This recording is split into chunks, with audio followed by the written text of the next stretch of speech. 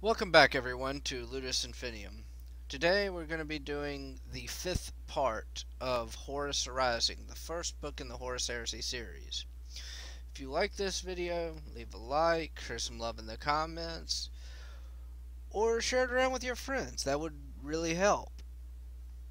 If you want to see more 40k lore videos, either through book summaries or pieces of lore, or you like my RPG RTS gameplays, subscribe to the channel and show your friends. They might like it as well.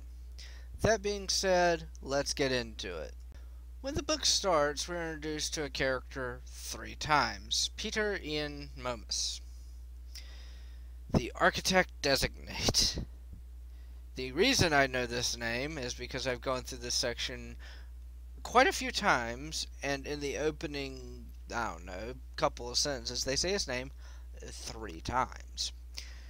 And we are on planet 6319, which is not as important as knowing that this dude's name is Peter Ian Momus.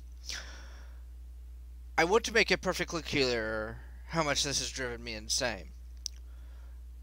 They say his name 3 times in quick succession for no fucking reason.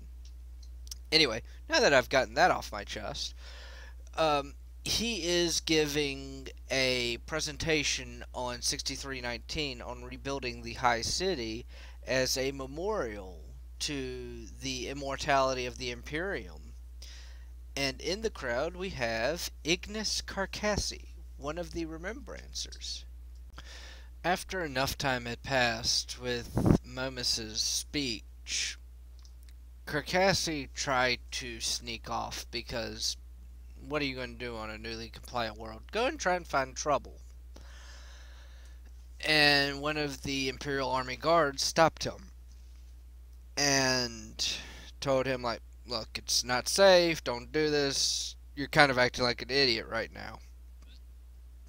Pardon me. And after, talking with him, he eventually got the Imperial Army soldier to spill that, it's not in complete compliance yet. There are still pockets of resistance. They're not happy that we basically took over. So, having been soothed for a minute, Karkasy goes back to join the crowd. And about another 5 minutes later, one of the noble women in attendance passes out, because of course she does, and creates a bit of a distraction. And at this point, Karkasy's like, I'm going to use this as an opportunity to do exactly what they told me would be a bad idea to do, and sneaks off into the distance, into the night. I actually don't think it's night, I think it's afternoonish, but beside the point, he just sneaks off like, yeah, they warned me, they said it wasn't safe, fuck it, what do they know? So, to give 2 points to show that Karkasy is both not a complete idiot, and then realize he's not a complete idiot, to go and do the absolute worst thing he possibly could, as he wanders off into nowhere. He's traveling throughout the city, just going through random streets, but he keeps the Titan that's in attendance in view, because Titans are generally pretty damn big. I do not think this was the Imperator class Titan. I think this was probably one of the smaller ones. But because it doesn't specify, just for humor's sake, let's assume it's the Imperator class Titan. These things are as big as some hive cities. For instance,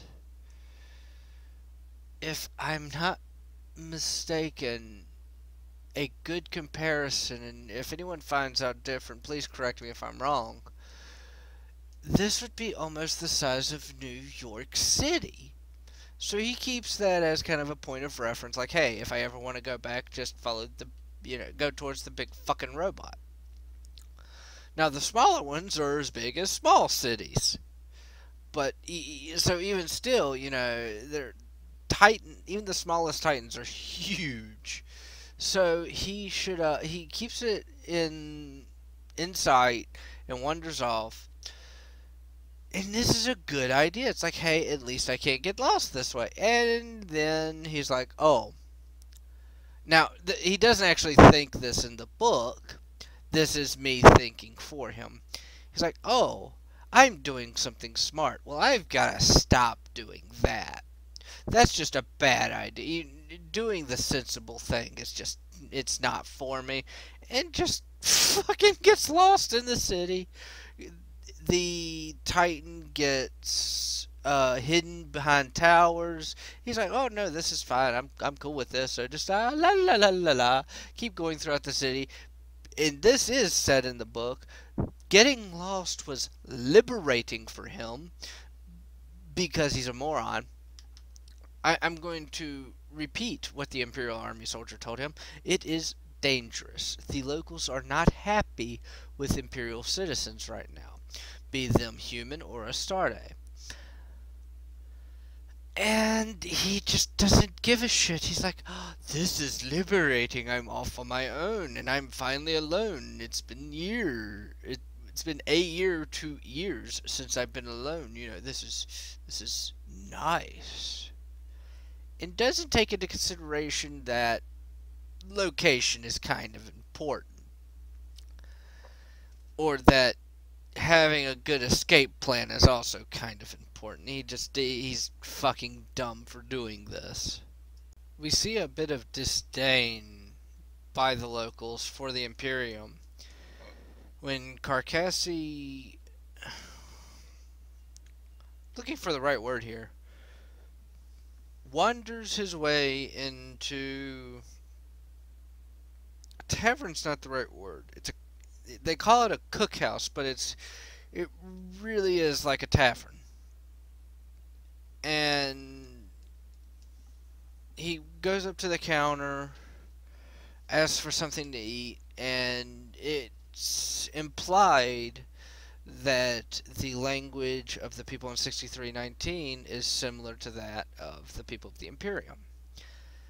The woman behind the bar does not give him food. And the book speculates it could be that she doesn't have the food to give him, she's not going to serve him, or that the only food they only have enough for locals, so she can't give him food. And having failed trying to find food, he's like, how about something to drink then? And mom's drinking. She just still kind of like, nah. Doesn't say anything to him, just looks at him like he's an idiot because, well, at this point he kind of is. And when he points to a bottle of liquor, she finally is like, she doesn't like ask him which one, she just pulls down the one he points at, sits in front of him, and what they call a thimble glass, which I'm going to assume is very similar to a shot glass. So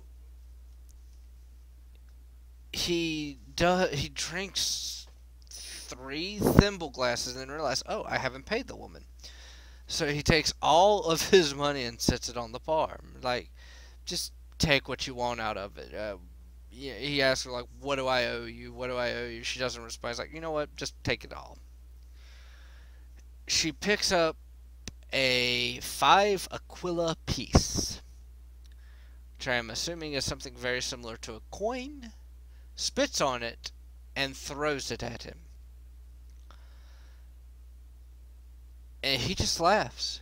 He's like, at that point, he's like, you know what? Keep all of it, and I'll just take the bottle.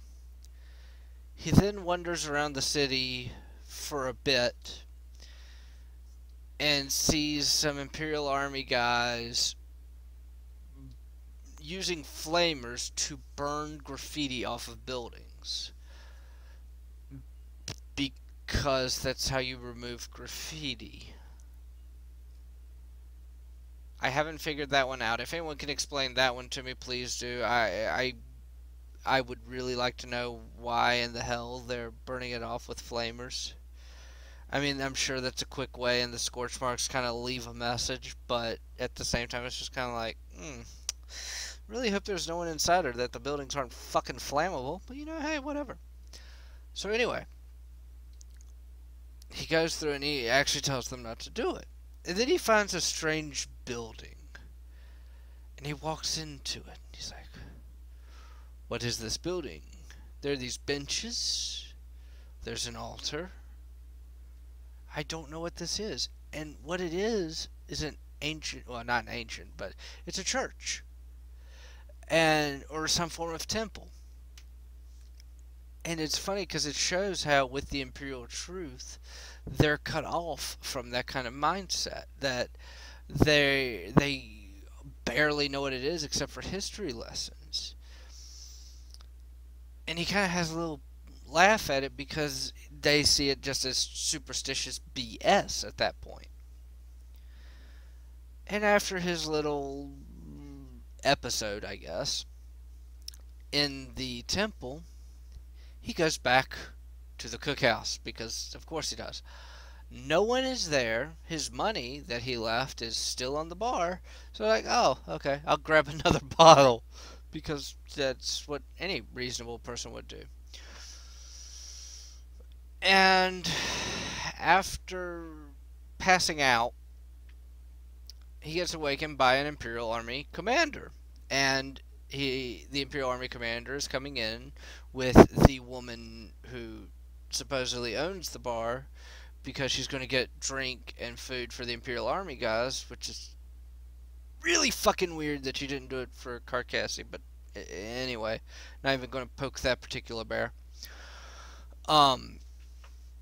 And Karkasy gets woken up by this Imperial Army commander. He comes up, sir, you okay? And of course, Karkasy is drunk. He's drunk as hell. He's so drunk he's saying shit that politicians get in trouble for.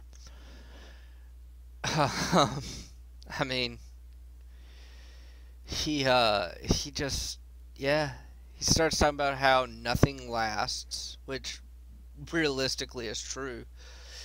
And he talks about no matter what, the city that Momus is building won't last. The people who built this city probably thought that this city would last forever, and it didn't, because the Imperium came in and kind of ruined it. They didn't kind of ruin it, they completely ruined it. And he just keeps going, like, the Imperium won't last. As soon as we build up the Imperium, it will crumble. And this elicits a reaction in the Imperial Army soldiers to the point where they beat the shit out of him. And when I say beat the shit out of him, I mean they beat him to the point he doesn't breathe anymore. Doesn't die, but it's not breathing because, you know. And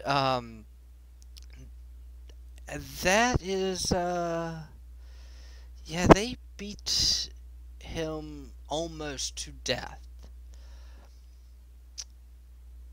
Because he literally said that all this work you've gone through will eventually crumble into nothing.